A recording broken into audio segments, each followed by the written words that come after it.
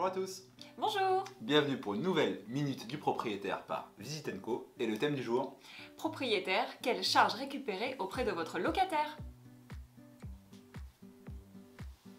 Vous louez un logement et vous vous posez la question: quelle charge je peux récupérer auprès de mon locataire? Alors, le législateur, dans sa grande bonté, nous a pondu il y a fort longtemps un beau texte, un beau décret qui explique tout ça.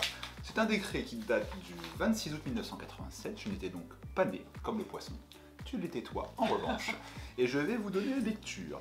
Le Premier ministre, sur le ministère du rapport d'État, Ministre de l'économie, des finances et de la privatisation, du garde des Sceaux. C'est pas un peu barbant? On va simplifier. Si on simplifie, on va aborder les sujets en copropriété, hors copropriété, en copropriété. Eh bien c'est très simple, le syndic va vous envoyer une fois par an un décompte annuel et là, eh bien c'est écrit dessus, comme le port salut. Vous avez don locatif, une somme à l'année à récupérer auprès de votre locataire. En effet, pas d'erreur possible dans ce cas-là, pas besoin de réfléchir. A l'inverse, si vous louez une maison ou des appartements dans un immeuble de rapport, là vous devez comme un grand réfléchir à quelles charges vous supportez en tant que bailleur et lesquelles vous avez le droit de défalquer à la charge de votre locataire. Effectivement, vous allez devoir faire un petit calcul sur, eh bien dans votre immeuble il y a l'électricité des parties communes, il y a l'eau froide, également pourquoi pas une société de ménage et qui s'occupe également des espaces verts. En effet, dans ces cas-là, vous comptabilisez ces charges à l'année, vous les ramenez au prorata temporis d'utilisation de votre locataire et vous pouvez effectivement les récupérer comme des charges locatives. Pensez également à récupérer la taxe d'enlèvement des ordures ménagères. Peu de propriétaires le savent, effectivement vous avez à payer la taxe foncière et la ligne enlèvement des ordures ménagères est à récupérer auprès de votre locataire. Autre charge locative, l'entretien de votre chaudière si vous avez un chauffage central.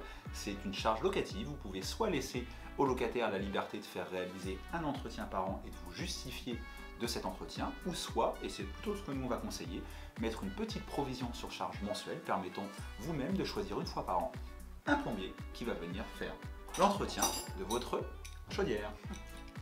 Lorsque vous louez une maison également, il faut penser à deux choses.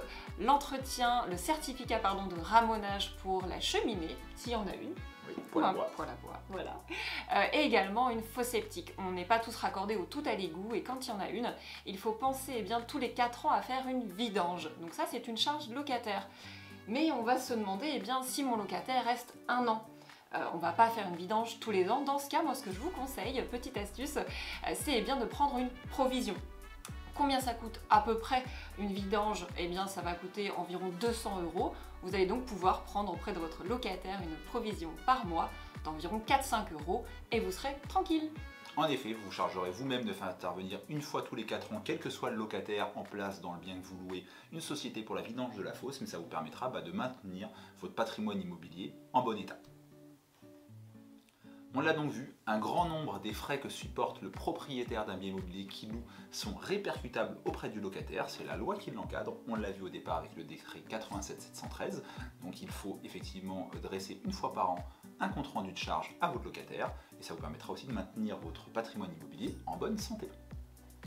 On espère vous avoir éclairé sur le sujet, on se retrouve très bientôt. Pourquoi? Une nouvelle Minute du Propriétaire. Eh ben ouais.